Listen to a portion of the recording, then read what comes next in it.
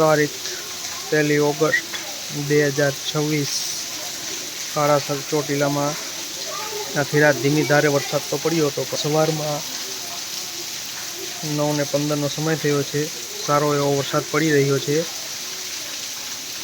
પવનની ગતિ ધીમી છે, પણ વરસાદની ઝડપ સારી છે.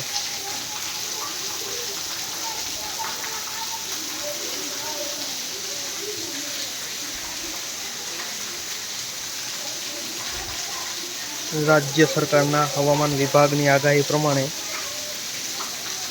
સતત વરસાદ વરસી રહ્યો છે.